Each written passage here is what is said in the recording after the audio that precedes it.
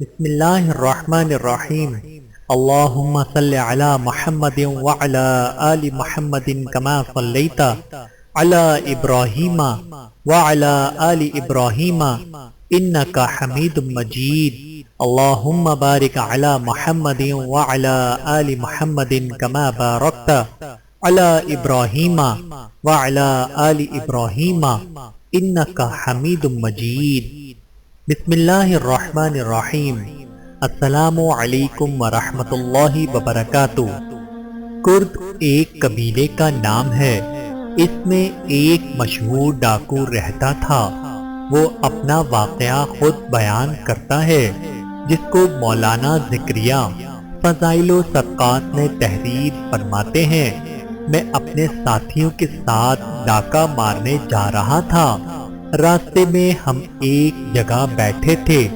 وہاں ہم نے دیکھا کہ کھجور کے 3 درخت میں 2 درختوں پر تو خوب پھل تھا اور ایک بالکل خشک تھا، اور میں نے دیکھا کہ ایک چڑیا بار بار آتی ہے اور پھلدار درختوں پر سے تر و تازہ کھجور اپنی چونچ میں لے کر اس خشک درخت پر لے جاتی ہے۔ ہمیں یہ دیکھ کر بڑا تعجب ہوا، تو مجھے یہ خیال آیا کہ اس پر چڑھ کر تو دیکھیں کہ یہ چڑیا اس کھجور کو کیا کر رہی ہے۔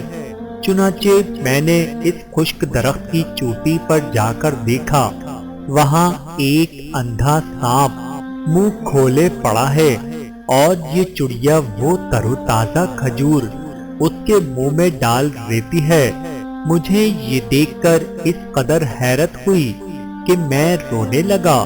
میں نے کہا کہ اے میرے مولا، یہ سانپ جس کے مارنے کا حکم تیرے نبی نے دیا، تو نے جب اس اندھے سانپ کو روزی پہنچانے کے لیے چڑیا کو مقرر فرما دیا ہے، تو میں تیرا بندہ توحید کا اقرار کرنے والا ہوں۔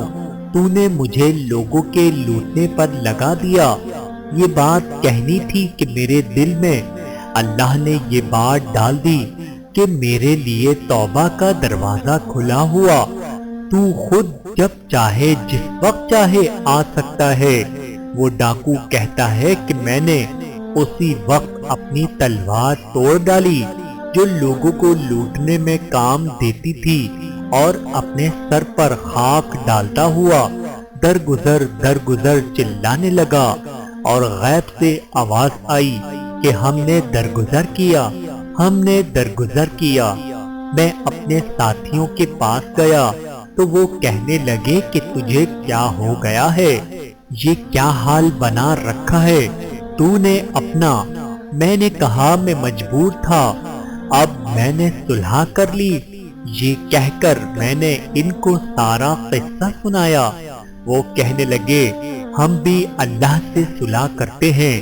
یہ کہہ کر سب نے اپنی اپنی تلواریں توڑ ڈالی، اور ہم سب لوٹا ہوا سامان چھوڑ کر احرام باندھ کر مکے کی طرف حج کے ارادے سے چل دیے۔ 3 دن چل کر ایک گاؤں کے پاس پہنچے تو ایک اندھی بڑھیا ملی۔ اس نے ہم سے میرا نام لے کر پوچھا کہ تم میں سے اس نام کا کوئی کردی لڑکا ہے؟ لوگوں نے بتایا کہ ہاں۔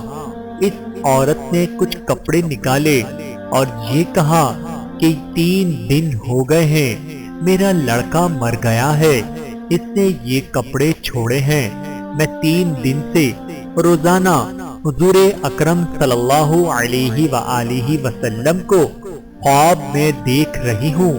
حضور اقدس صلی اللہ علیہ وآلہ وسلم فرماتے ہیں کہ اس کے کپڑے فلاں کردی کو دے دو۔ وہ کردی کہتا ہے کہ وہ کپڑے میں نے لے لیے اور ہم سب نے ان کپڑوں کو پہن لیا۔ اس قصے میں دونوں چیزیں قابل فکر و عبرت میں پہلی چیز یہ ہے کہ اندھے سانپ کی وجہ سے اللہ جل شانہ کی طرف سے روزی کا سامان مقرر ہونا، اور دوسری حضور اکرم صلی اللہ علیہ وآلہ وسلم کی طرف سے کپڑوں کا عطیہ پیش ہونا۔